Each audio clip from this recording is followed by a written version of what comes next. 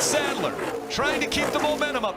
Brian Scott's in his mirror just looking. And now up against the wall. He gets into the wall. Brian Scott trying to block into the wall. He goes. The caution comes out again.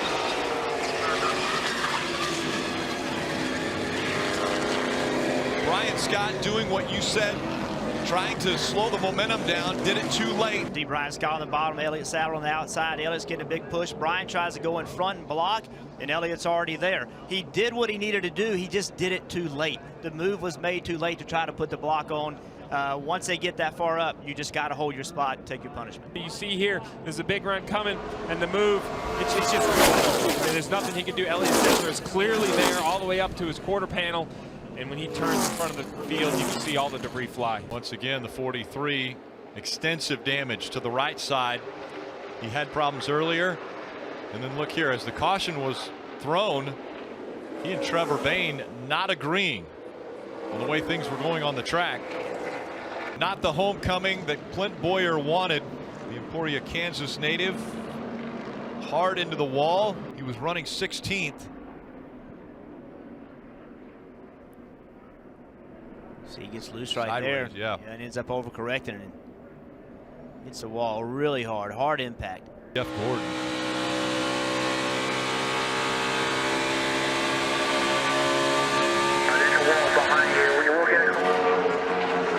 It's so hard as a driver when you have to turn the wheel back right. If you don't, you're going to spin out.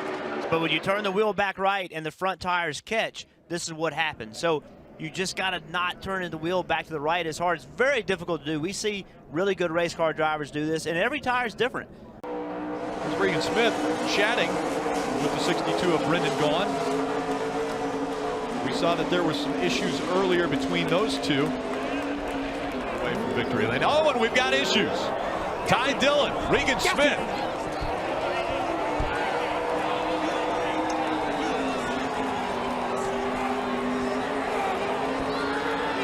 We saw Ty Dillon get into Regan Smith on a restart. The discussion hasn't gone well.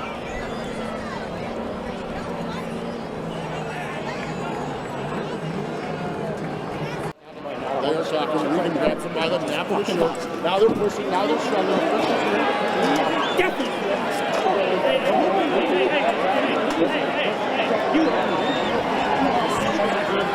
Get out! Get out of here! Calm down. It's all right. You got a pile of people right here. Apparently came over. No punches were thrown. Just a lot of pushing. The 88 is involved. The 15 as well.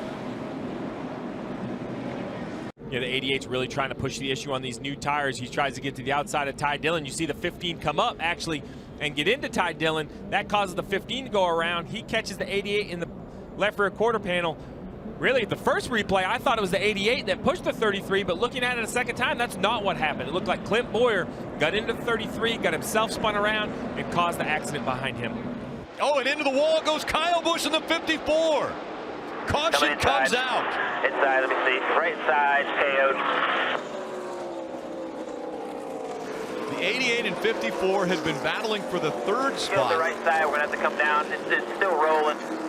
Going through the trouble, entering turn one, you can see they get together. As 88 tries to open up the arc a little bit to try to help his entrance. Gets into the side of the 54 just a little bit. Then a little bit later. Yeah, a few laps later, you see the 88 runs down pretty low. The 54 kind of chases him towards the grass, gets in the right side door. They bang a couple more times as they leave the tri-oval. They're just stuck side by side, seem to be both getting frustrated being stuck in that position. And then a little contact from the 88. Hit him in the back bumper, got him sideways. Kyle got mad because he got into it with his teammate off turn 2 on the start, and it shuffled him back to where I was. So then I'm racing to try to get by him. He's down on me in the corner, so I'm up against him on the straightaways, just doing normal stuff. And then he starts beating on me down the back and then the front, and then I overdrove turn 3 and got into him. But it was I don't know why he started beating on me, other than I think he was just frustrated because his teammate kind of used him up just a little bit and then got away from him off turn 2. 54 posted pass-through penalty pushing, and here's the big one down the back straightaway at Talladega. Matt Crafton in it. And he just knew it had to happen at some point. It was just too tight. There was too much pushing and shoving, and finally it all just broke loose. Oh, it looked like that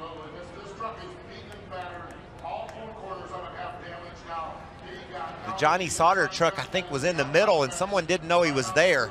Yeah, it was the 51 truck, Mike. It looked like he was on the top 3 wide there and started to come down over the cross of over the front of Johnny Sauter's nose, and that's really what triggered the whole accident. Yeah, that 51 of Matt Tifft got turned around riding backwards, saw damage for Tyler Tanner in the 63. Another look here. See, there was Sauter right on the tailgate of the 51, and then look, Crafton just almost squeaked by the outside, but couldn't quite make it. Top 2 trucks side by side as they go through 3 and 4. They're together. Oh, they're together. And there goes Sauter.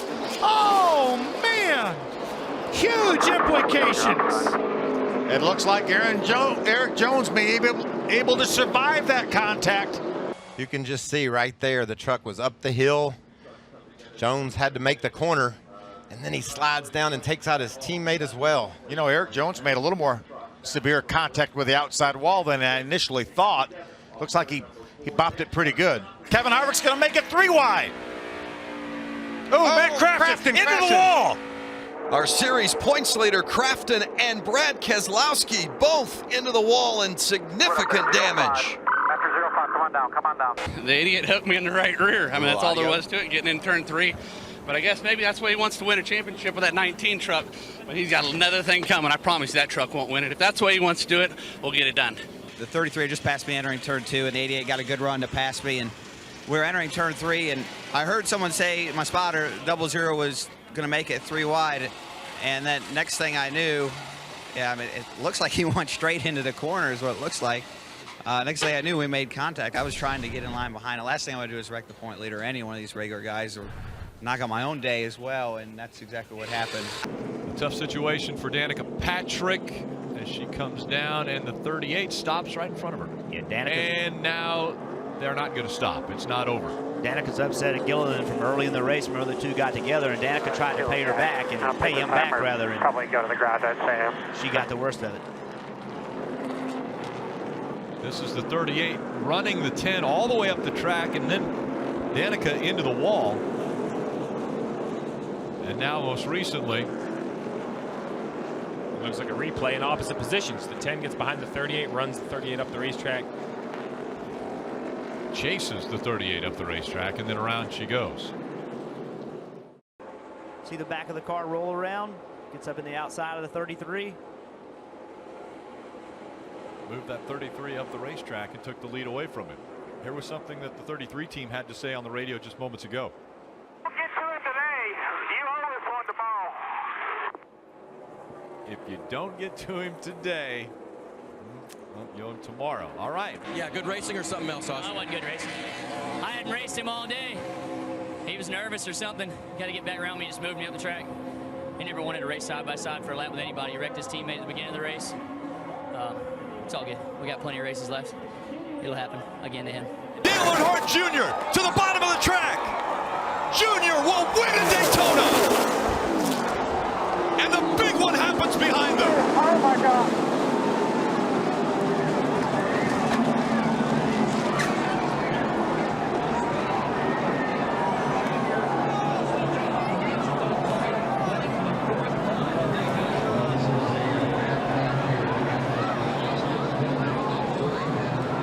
Of Austin Dillon into the catch fence. All the crews getting out to that car to assist these drivers. Thumbs going up from all the crew members, and the crowd roars. Look at the catch fence on the front straight.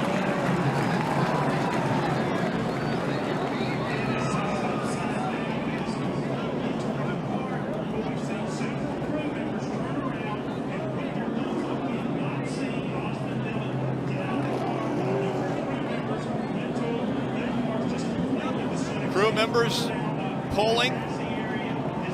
Austin Dillon out. He's walking. The damage to the 4 of Kevin Harvick. What an incredible sight to see Austin Dillon walking away from that 3 car that is demolished. Yeah, the 11 gets kind of stuck in the middle there and comes across the 4's bumper. As he does, he spins back in, gets the 3 airborne, and he just gets projected off the other cars right up into the fence. He went from the bottom of the racetrack over 2 rows of cars and into that catch fence. Here we go. You can see him on the bottom. Rex starts in front. He runs in the back of the 24. Gets up on the 11. Now he's on top of the 50.5. And now it's just along for the ride. Watch the car stop. Watch the car stop. It gets into those poles, and it goes from, I don't know what, 180, 190 miles an hour, I'm just guessing, to a complete stop. That is unbelievable. And it looks like that's 3,500 pounds. That stock car is extremely heavy. You see here, after he's upside down, the 2 is spinning. Obviously, he's already lost control, makes more contact with the 3.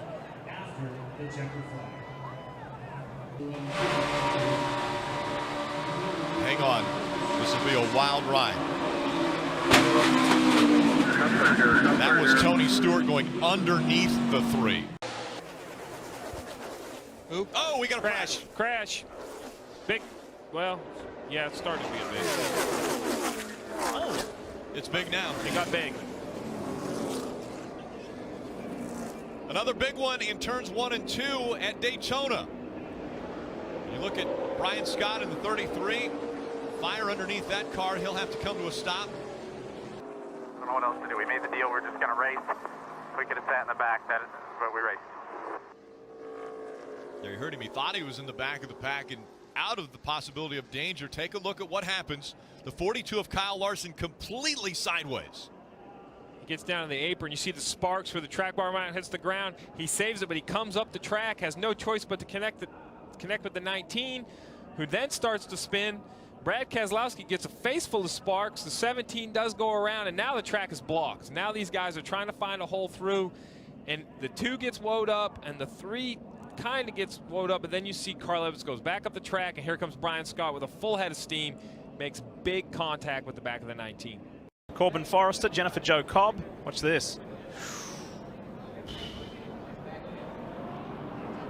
You were talking about closing speeds before. Yeah, she had some sort of a problem. It looked like leaving the corner and just got really, really slow. And he just could not get slowed down. Here you go right here. Oh, yeah. Just had a tire problem or something. Like a tire went down, went up, hit the wall. And around they go. The 38 goes sideways. David Gilliland sideways as they come out of turn number 4. Also involved, the 22 of Logano. The 32. Multiple cars involved in this one. Joey Logano damage to the right rear.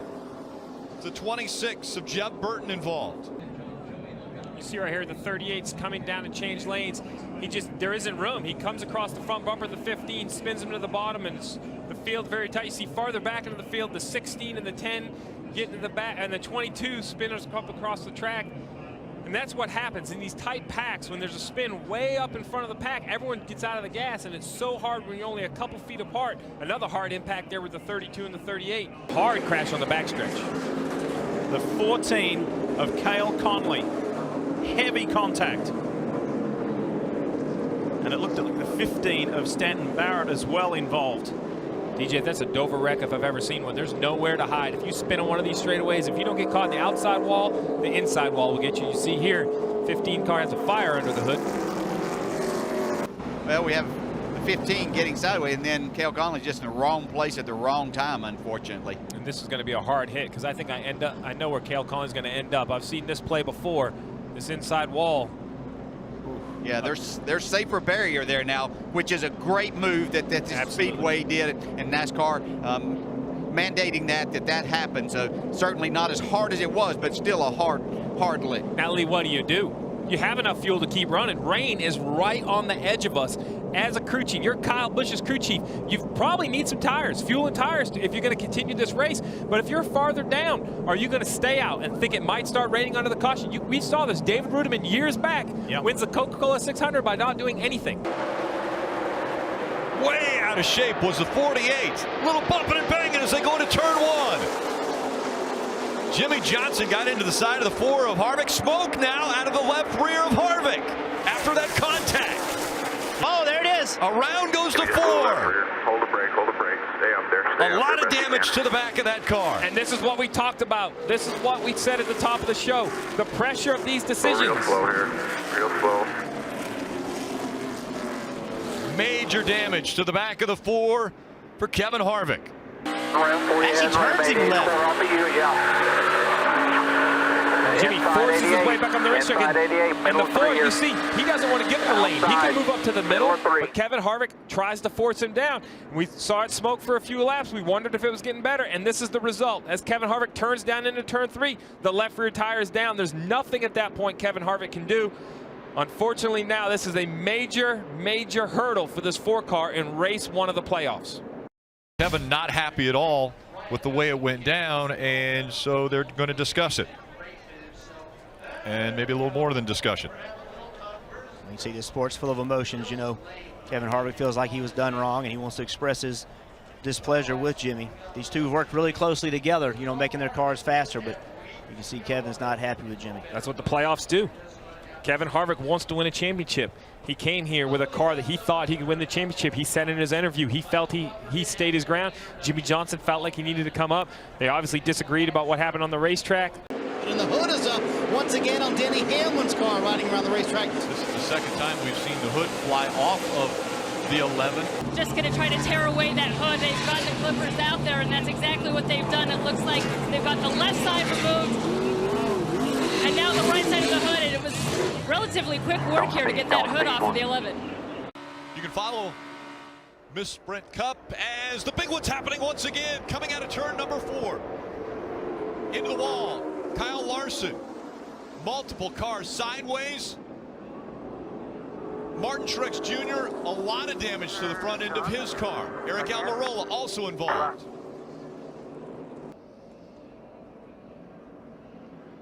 We've seen this time and time again. The 20 tries to come down on the 5. I don't know if he actually makes contact with the 5 or just the air gets him loose. Man, and then it's just a mess, right? When you have trouble in front of that many cars, there's just nowhere to go. You see the 9 spinning, trying to avoid it. Once the smoke is that thick, there's just nowhere to go. All these cars behind them right now, they're just trying to find somewhere to go, but there just never is. You just keep piling in. You're on the brakes. The guys behind you are running into you. You know, it's just a big. This is plate racing. This is what we talk about. This is what the drivers fear. You can see Matt Kenseth. He never got touched by Casey Kane. He tried to fill that spot. The air got taken off the back of the car, got loose. Around he went, caused a big wreck. There's that air cushion that Martin Truex Jr. was mentioning earlier. They didn't actually make contact, but around went the 20. Oh, we got one moving into we saw this on pit road early. Casey Kane hits the inside wall and knocks it down. Saw some guys' helmets that were sitting up there. So a problem with Casey Kane's car. Goes on to pit road and the caution's out. Coming off turn 3, approaching the front straightaway. You can see Casey's all by himself, gets loose. Same thing we saw with Jeb Burton the other day, almost in the same tread marks. Can't get the car all the way spun out. Now I'll be honest with you, he's long for the ride, trying to keep from hitting the inside wall, but there's just no stopping it at this point. And as you mentioned, 2 days in a row now we have seen something similar to this.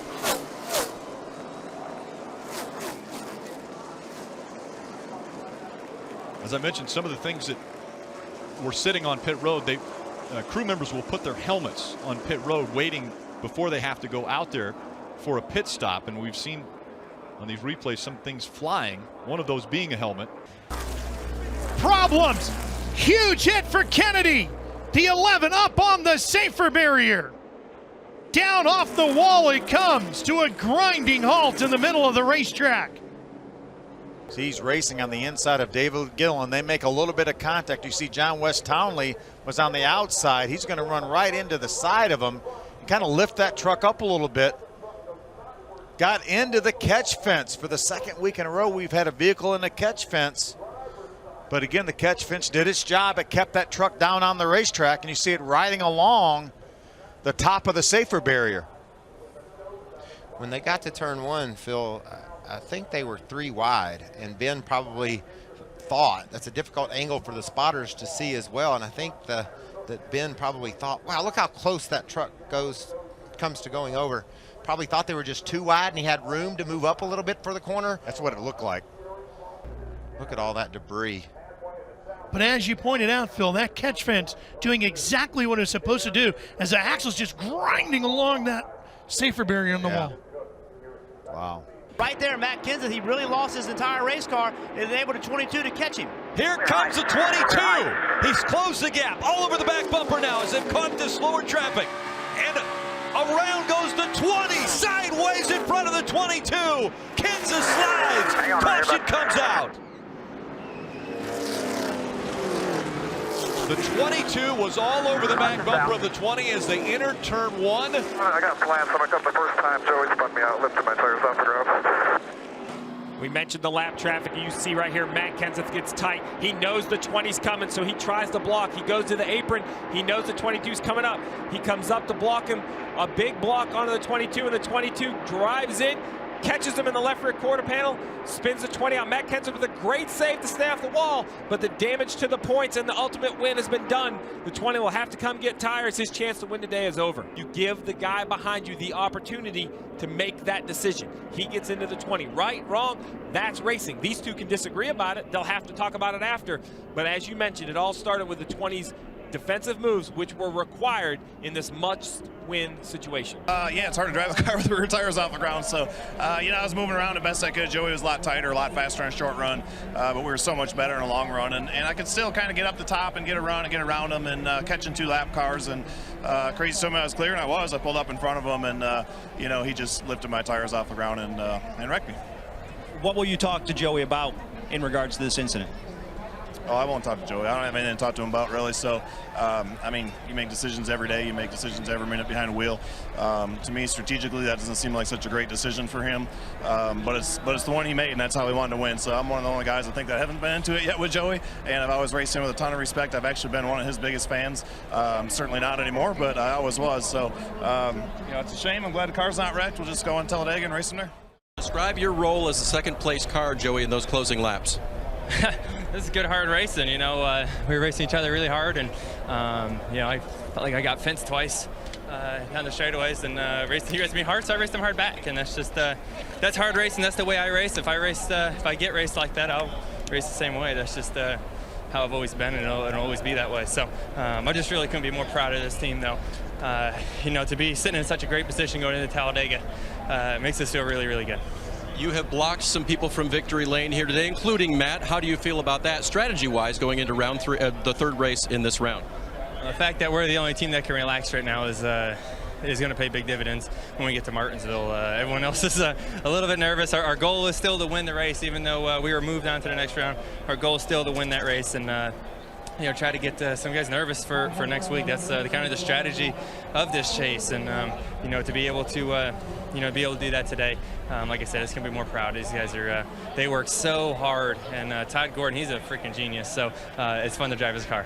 Obviously, Matt disagrees with how this went down today. Did you consider it a good move? Well, I didn't think it was a good move when I hit the wall. So, you know, I'm sure we'll talk about it. And I just felt like, hey, I got raced hard, I got fenced twice, so I wasn't gonna put up with it. Still there. Oh, around goes the 20. Keep coming, shove through. Kenseth around, out in front of the field. The 41 has damage.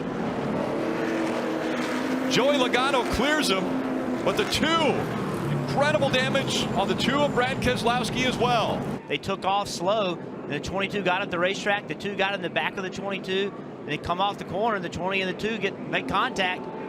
It's on from there. Yeah, the 41, it really has nowhere to go. They spin and catch the 41. He makes heavy contact. Outside 24, outside, tight, right there in front of you. Keep coming, straight.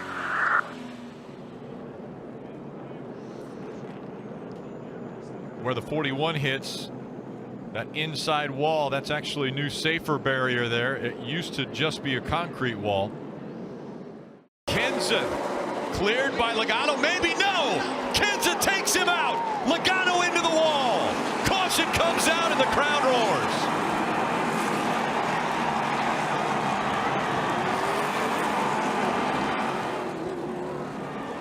Helmets coming off of the crew members of the 20.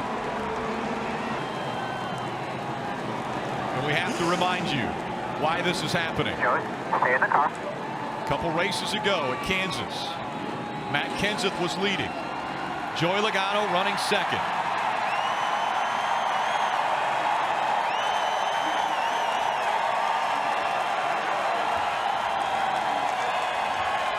You can tell how the fans feel about it.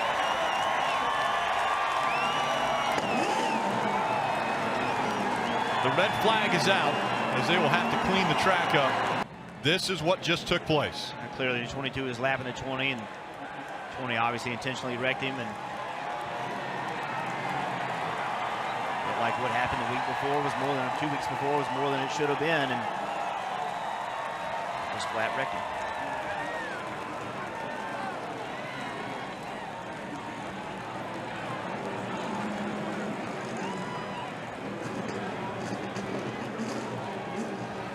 Matt Kenseth already not having the day that he wanted to have. And the opportunity presented itself at a short track. Still down there, still down there, still down there, still down there.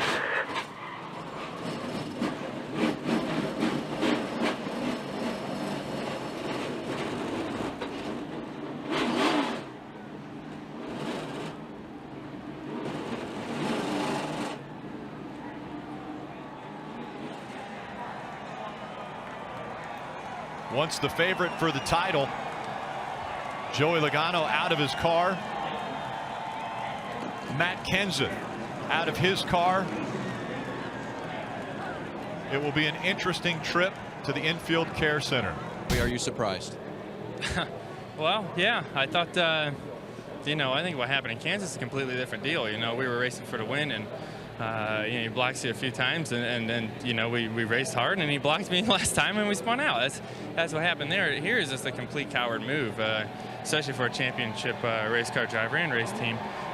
Just complete coward. I don't have anything else to say. It's a chicken, you know what, move to completely take out the leader when your race is over, and you know, we'll move on. We're going to work hard, and we're going to get our car back out there hopefully, and we just got to win. Joey, between then and now, had you made any attempt at all to try to resolve the situation with Matt? They won't let me get to him. What is your side of the story, Matt? Well, it's really a disappointing day. I thought we were going to have a shot at the win there. And, you know, they were jacking up the restart real bad to let each other and his teammates, which that's fine. And Brad went in there, and I got outside of Joey, and I was going to try to race him for the win, and Brad wiped me out for some reason. I'm not really sure why. And then we had so much damage on the right front. I should have probably just put it in the garage and just got into one and couldn't get it to turn, and ran Joey over. So disappointing end for sure. Joey said it was a complete coward move on your part. Your reaction to that? I don't have any comments for that. There will be people who say there was intent involved, even though you said you had a right front go down. What's your comment to those folks? Well, there's people who say a lot of things. The splitter was trying to take the ground and, you know, got in the corner and, you know, certainly ruined his day. I know what it's like to be that, too. You know, some days you're the bat, some days you're the ball. It's never fun when you're the ball. So, it's like I said, disappointing end to our chase. And, you know, he's got a couple races left. He's got the best car. He might get a couple wins here and still have a shot at it. So, certainly disappointed it came down to that, man. I was out there trying to race hard as I could for Dollar General and try to get the win.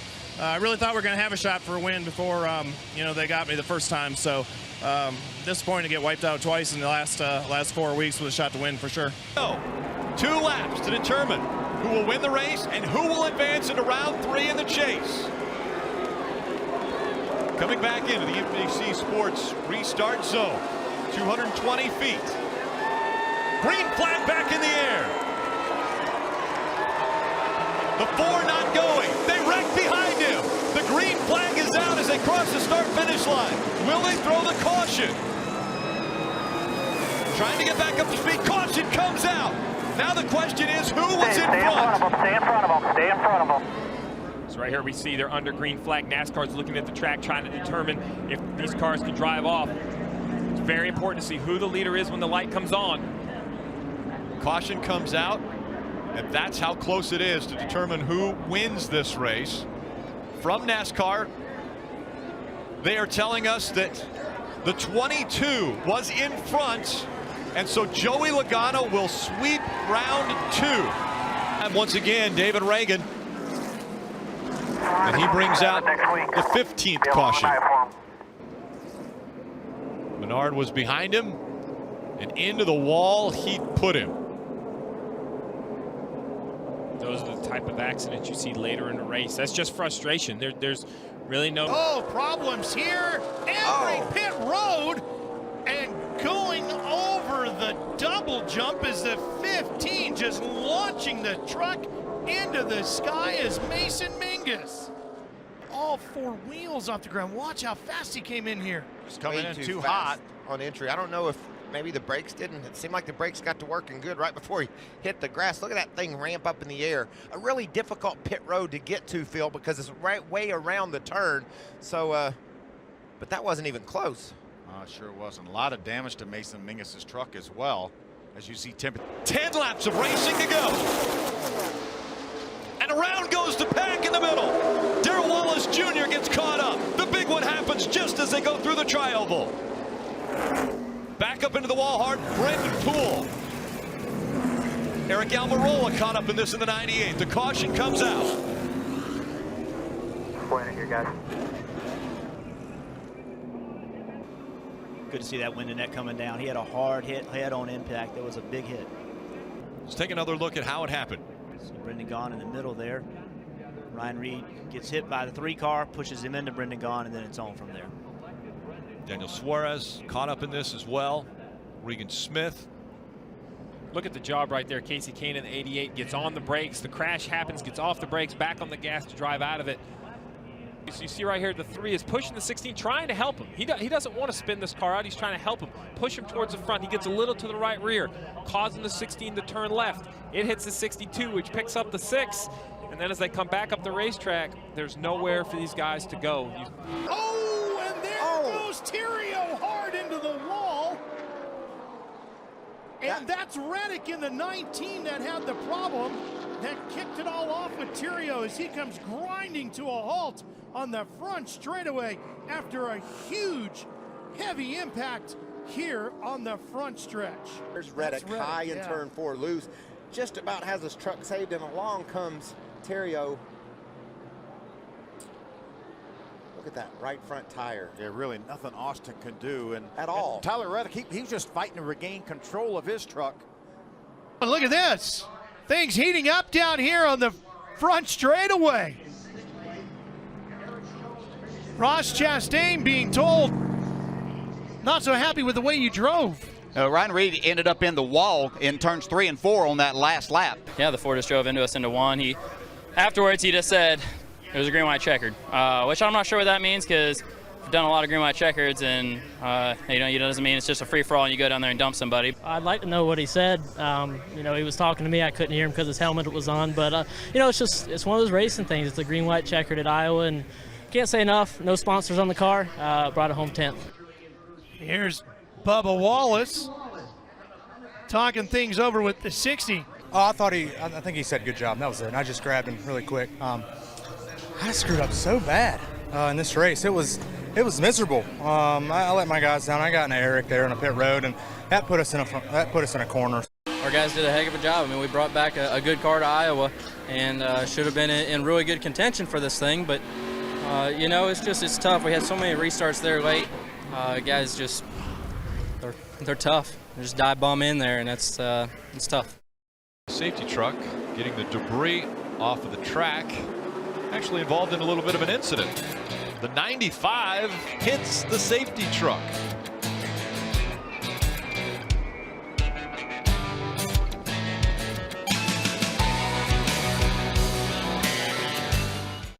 Oh, into the wall goes the 8 of Blake Cook. Also involved the 44 of David Starr.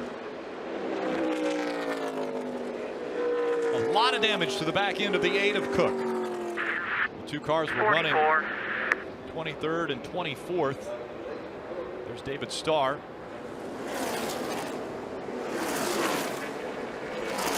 These 2 guys fighting for the spot, getting into turn 1. You saw him make a little bit of contact, and then the 8 was on the bottom. That's a compromising position because Scott not happy at all with Bubba Wallace. These 2 are just not happy with each other. Watch this. He leans in, looks like they're talking, then things get really aggressive.